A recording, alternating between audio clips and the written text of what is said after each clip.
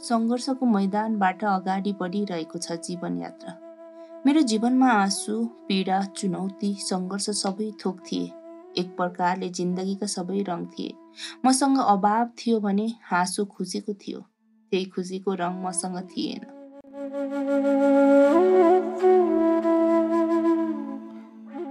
कालले पनि उनलाई नातिको मुख देख्न मात्र साँचेको रहेछ। उनले नातिलाई धेरै समय काखमा खेलाउन पाएनन्। उसको तोते बोली सुन्न पाएनन्। भाइस जन्मेको 1 वर्ष पनि नहुँदै हजुरआमाले अर्को लोकको यात्रा गरिन्। स्वर्गको बाटो लागिन्। खोइ उनलाई स्वर्ग जाने बाटो यमराजजीले चुपचाप खुल्ला गरिदिए कि दिएनन् थाहा छैन। स्वर्गको भर्याङ सजिलै उक्लिन सकिन् कि सकिन कुन्नी। तर त्यो रातलाई म अहिले पनि सम्झिरहेको छु। कति सन्त्रस्त कालो थियो त्यो रात। घरका अरू मान्छे कोही थिएन। त्यो हाम्रो सानो घरमा मान्छेको नाममा हजुरआमा र म मात्र थियौँ। आमा पनि भाइ बहिनीलाई लिएर मामा घर जानुभएको थियो। बाबा पनि दिउँसै बजारतिर हिँडेका यत्रो बेरसम्म अझै आएका थिएनन्। कहाँ भट्टीमा पसेर ठर्रा लगाउन थाले क्यारे। त्यस रात धरतीमा जुनको उज्यालोसम्म पुगिएको थिएन। नत्र त्यो जस्केलाबाट अलिकति भए पनि छिरेर हाँस्थ्यो। तर त्यो रात अँध्यारो यसरी पोखिएको थियो, कालो बाहेक अरू केही देख्दैन थियो।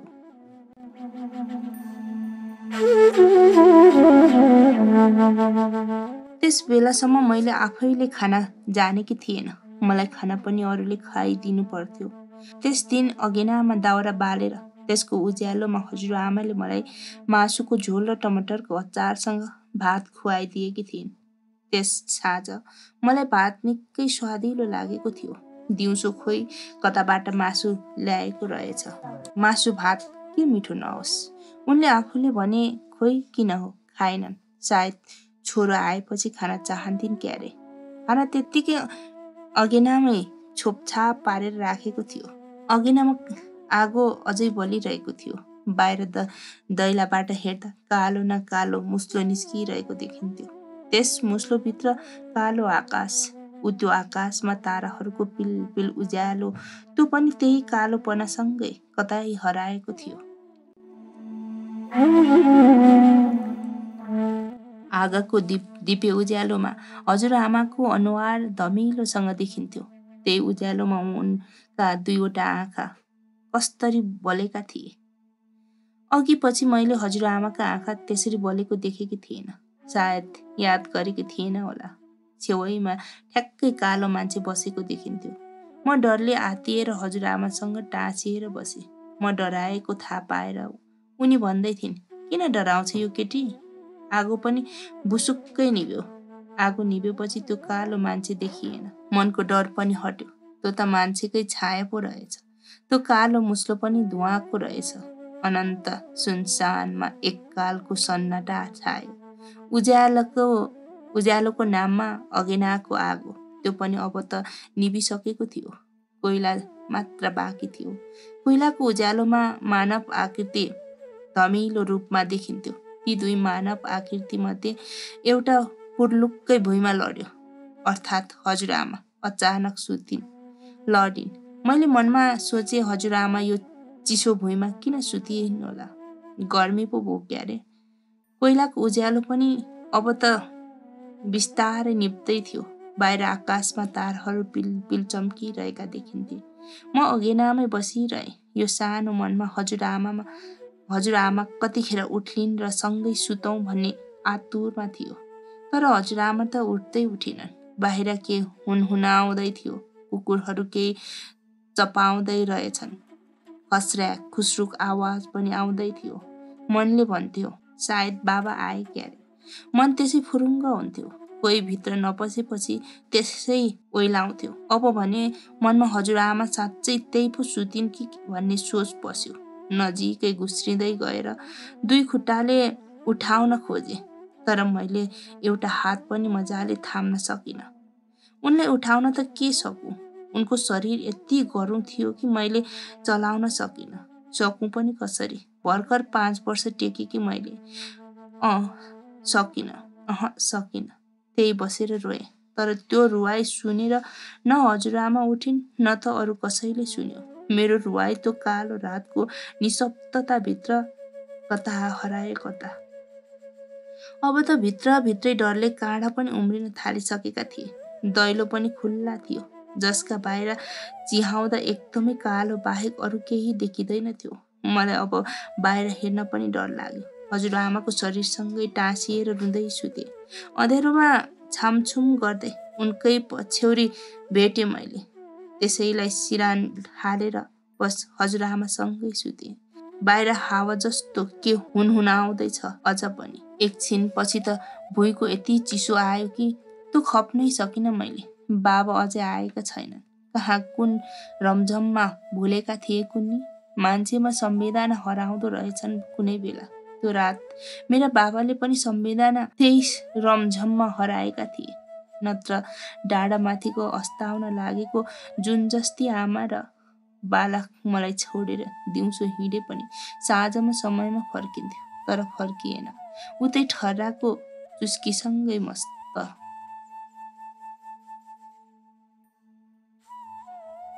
कलिलो शरीर त्यसमाथि निन्द्राले आलस तालस भइसक्यो। हजुरआमा पनि उठ्दै उठ्दिनन्। त्यो अँध्यारोमा ओछ्यान पनि कहाँ छ कहाँ देखिँदैन। उफ, जिन्दगीमा कत्रो आपत। त्यो त्यस दिन जति मलाई आपत कहिल्यै परेको छैन। त्यो निष्पष्ट अँध्यारोमा घुस्रिएर छामछुम गर्दै ओछ्याउन खोज्नु बाहेक मसँग अर्को कुनै विकल्प थिएन। नभन्दै यताउता छाम्दै जाँदा खाट फेला पारे।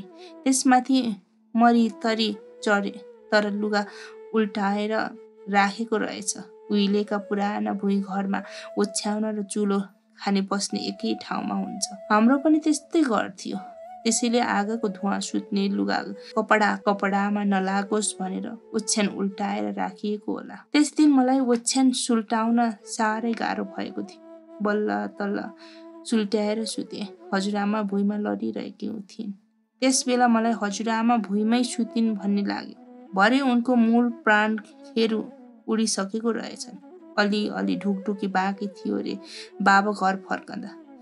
थाहा भएको भए नजिकैको पानीको गाग्री घोप्ट्याएर पनि म उनका मुखमा पानी हालिदिन्थेँ होला। तर मैले आफ्नो अगाडि हजुरआमाको प्राणहरू उड्दा पनि केही थाहा पाइनँ। थाहा पाएकी भए म अझ पनि आत्तिन्थेँ होला। मेरो सातो पुत्लो त्यही रात जान्थ्यो होला। धन्न समयले हात थापिदिएछ। त्यसमाथि मेरो अबोधपनले पनि केही भूमिका खेल्यो होला। म त मजाले सुतेँ र भुसुक्क कतिखेर निदाएँ। रात मौन थियो। त्यही मौनतामा उभिएर मेरो कोमल शरीरले उन्मुक्त निन्द्रा निदाएछ। मलाई त्यही निन्द्रा मिठो थियो र त्यही अबोधपन पनि निकै राम्रो। निशब्द रात सानो आवाजले पनि कोलाहलग्रस्त हुन्छ। यी यतिका मान्छेहरू किन कराउँदैछन्? यी मान्छेहरू अघिसम्म थिएनन्। कहाँबाट आएछन्? फेरि अहिले त बाबा पनि आएछन् त। हो, मान्छेहरूको हल्लाले मेरो रातको निन्द्रा खलबलाएको थियो र मनमा अकस्मात यस्ता तर्कहरू उम्रिए। बिउजिएपछि यसो टुकीको उज्यालोमा टाउको उठाएर भुइँतिर हेरे। हजुरआमाले देखिन। मनमनै सोचे, हजुरआमा अघि उठेर कहाँ गइसकेछिन्? अघि मैले उठाउन खोज्दा चाहिँ किन नउठेकी होलिन्? यी बुढी मान्छेहरू के भनेर गफ गर्थे त्यो मैले पटक्कै बुझिनँ। कोही भन्दै थिए यत्रो सन्तान भएर पनि बुढीले मर्ने बेलामा धरी पानी खान पाएन्। कोही भन्दै थिए कस्तो मर्ने बेलामा पनि यो सानी केटीलाई खुवाएर सुताएर मरिछन्। यस्तै के भन्थे के मैले मरिगए बुझिनँ। अहिले सोच्दा मैले त्यो रात यी कुराहरू नबुझेकै जाति रहेछ। बुझेकी भए म कहाँ त्यही मिठो निन्द्रा निदाउन सक्दिनँ। अबोध थिएँ र नै त्यो उन्मुक्त निन्द्रा पटक पटक निदाउन सके। त्यो रातलाई जितेर धरतीमा उज्यालो पोखिँदा मैले हजुरआमालाई तुलसीको मुठमा सुतिरहेको देखेँ। उनी कस्तो मजाले निदाएकी छिन्। यति बेलासम्म उनलाई कस्तो निन्द्रा लागेको। चारैतिर स्तब्धता थियो, मौन थियो। बाबा आँगनको एक छेउमा बसेर टोलाइरहेका थिए। राति त त्यत्रा मान्छे थिए कोही, अहिले ती मान्छे म हजुरआमा भएतिर घस्रिँदै जान खोजेँ, तर मान्छेहरूले हजुरआमाले छुन हुँदैन भनेर जान दिएनन्। मान्छेहरूको क्रियाकलाप हेरिरहे। बाँस काटे, सेतो कात्रो ओढाएर सुतिरहेको हजुरआमाले त्यो बाँसमाथि सुताएर टनी चोयाले बाँधे। मलाई लाग्यो उनलाई कति दुख्यो होला। ती मान्छेहरूलाई देखेर रिस उठ्यो। कस्ता निर्दय मान्छे। उनमा त्यो सेतो कात्रोमाथि खोइ कताबाट फुल ल्याएर माला उनेर लगाइदिए, रातो अबिर लगाइदिए। उनले अघि पछि रातो टीकासम्म लगाउन सकेनन्। मृत शरीरमा रातो अबिर लगाइदिएर के गर्नु? त्यही विडम्बना हो नेपाली नारीहरूको। श्रीमान मरेपछि उनीहरूले रातो सिन्दुर पोते, चुरा, रातो टीका, लुगा कपडा केही लगाउनु हुँदैन रे। उनीहरूको कुनै खुसी भोग्नु हुँदैन रे। मरेपछि सब थोक लानु हुने यो कस्तो चलन हो? त्यस्तै मेरो हजुरआमाले पनि मरेपछि रातो अबिर लाइन्। बाबाले त्यसपछि कहाँ थाले। उनलाई अरूले पनि साथ थिए। शङ्का फुक्यो। त्यसको आवाजले वातावरणै रोयो। फुपूहरू बलिन्द्र धारा आँसु झारेर रोए। उनीहरू रोएको देखेर म पनि रोएछु। म खासमा हजुरआमासँग जान नपाए बढी रोएकी थिएँ, किनभने मैले हजुरआमाले कहिल्यै छोडेको थिएँ। त्यो दिन भने उनी एक्लै बेहुली चाहिँ सिँगारिएर हिँडेकी थिए।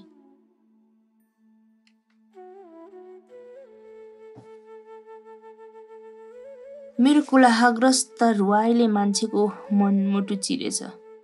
उनीहरू जसरी पनि मलाई फकाउन चाहन्थे, फुल्याउन चाहन्थे। उनीहरू भन्दै थिए, नानी त किन रोएकी? फेरि हजुरआमालाई अस्पताल पो लगेको त। उनी निको भएर आइहाल्छिन् नि। केटाकेटीको जात न हो, एकैछिनमा फुलिएका छन्। म पनि फकिहालेँ। त्यसपछि हजुरआमा कहिले निको हुन्छन् र मलाई बोलाउन आउँछिन् भनेर बाटो हेर्दै बसे। तर साँझ पर्यो। उनलाई लिएर गएका मान्छे सबै फर्के। हजुरआमा भने फर्किएनन्। बाबालाई देख्दा मलाई हजुरआमा खोइ भनेर सोध्न मन लाग्यो। तर मेरो भाषा वा सङ्केत बुझ्ने कसले? मसँग त्यही बेलासम्म आफन्तहरूसँग पनि आफ्ना कुरा भन्न कुनै भाषा सङ्केत थिएन। यति चाहिँ थियो, कुनै कुरा खान्छु भन्दा खुट्टा उठाएर सहमति दिन्थे भने खान्न भन्दा खुट्टा हल्लाएर सहमति जनाउँथे। रात बित्यो, दिन बित्यो, महिना बित्यो, तर हजुरआमा घर फर्किएन। उनी एक्लै नफर्किने बाटो गइसकेकी छन्। यो जीवनले यति सानो उमेरमा यी कुराहरू थाहा नै नपाए। हुन पनि उनको साथमा त्यो दिन म मात्र थिएँ। उनको सास पनि मेरै साथमा गएछ। हिन्दू संस्कृतिमा मृत्यु संस्कारका छुट्टै परम्परा छन्। हामी त्यही संस्कृतिमा जन्म्यौँ। हजुरआमाको प्रावधानपछि बाबा क्रियापुत्रीको रूपमा कोरामा पसे। आमा पनि पसिन्। 12 दिनको काम नसकी उनीहरू कतै निस्किन पाएनन्। यहाँसम्म उनीहरूले कसैलाई छुन पनि भएन। उनीहरू कोराबाट बाहिर निस्किएर भने भात खान कुनै नजिकको कुवा धारामा जान्थे। उनीहरू भात पकाएर खाएर घर फर्किँदा यता फुपूहरूले भात पकाएर खान सक्नु पर्थ्यो। फुपूहरूले पनि जुठो बार्नु पर्थ्यो। उनीहरू पनि जुठो बार्न बसिहाले। यता मैले आफ्नै खाना जानेको थिएन। मलाई कहिले हजुरआमाले खुवाइदिन्थिन्, कहिले आमाले। कोही नभएको बेलामा बाबाले पनि खुवाइदिन्थे। अब दुवैजना कोरामा बस्नु पर्यो। मलाई भात खुवाउन अब कसैले जान्दैन थियो। सानीमा आमाकी बहिनीले भने जान्दिनन्। उनले आएका बेला खुवाइदिन्थे, तर त्यत्रो 12 दिनसम्म उनलाई यसकै लागि बाँध्ने कुरो पनि भएन। उनको आफ्नै पनि काम हुन्थ्यो।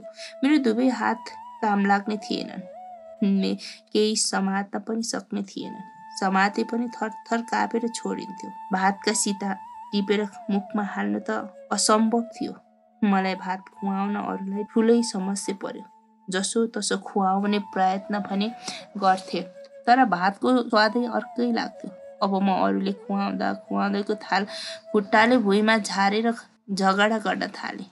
त्यस बेला मलाई पिटेर त लगाउँछु भन्नेहरू पनि कोरामा बसिरहेका थिए। अरूले मलाई पिट्न सकेनन्। एक खालको उन्मुक्ति मिलेको थियो। मैले झगडा गरेर खाना नमानेपछि यो केटीले आफैले खाना खोजेको हो कि भनेर भात खेलाउन दिन थाले। म खुसी भएर भातका सिता आफ्ना खुट्टाका मसिना औँलाहरूले टिप्न थाले।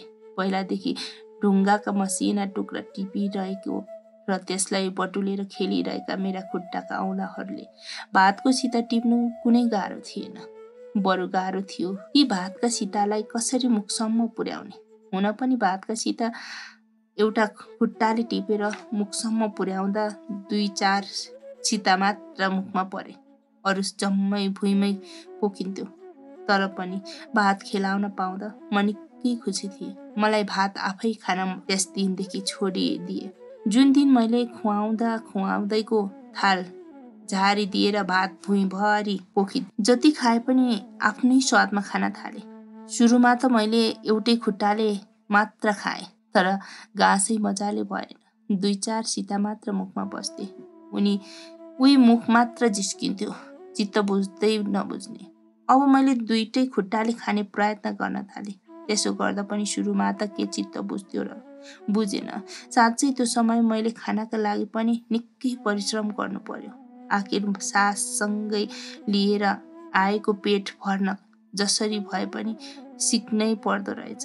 मैले पनि सिकेँ, जतिसुकै कष्ट होस् दुईटै खुट्टा थालमा हालेर एउटाले उभाएर अर्को पैताला उँभोतिर फर्काएर त्यसमा हालेर निहुरिएर भात मजाले खान थालेँ। म आफ्नै स्वादमा रमाउन थालेँ। अब मलाई कसैले खुवाइदिनु कहिल्यै परेन, किनभने आफै खान सक्थे। हजुरआमाको अर्कैलोको यात्राले मलाई सधैँ अर्कैले खुवाइदिनु पर्ने एक खालको परिवर्तितबाट मुक्ति भयो।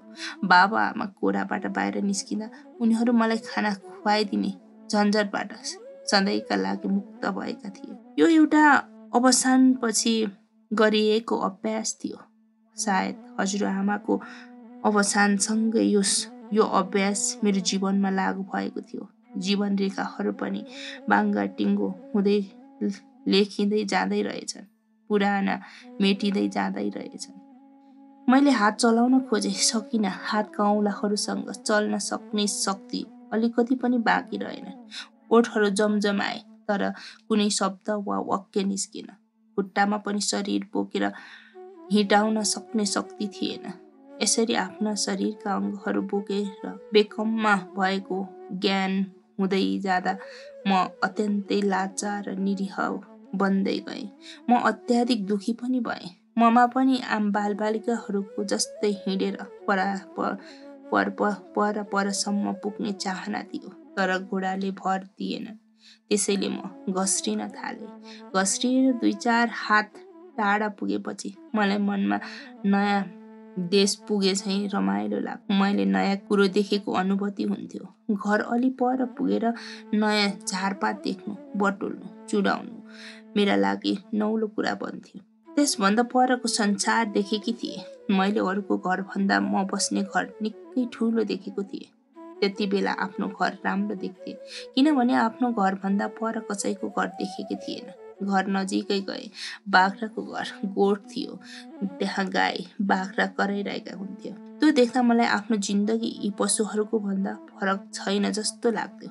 न त भोक लाग्दा भोक लाग्यो भन्न सक्छन्, न प्यास लाग्दा प्यास लाग्यो भन्न सक्छन्। उही एकनासले कराइरहन्छन्। कहिलेकाहीँ मान्छेको जातलाई के सनक चढ्दा बाँधिएकै ठाउँमा गोर्खे लौरो रान्छन्।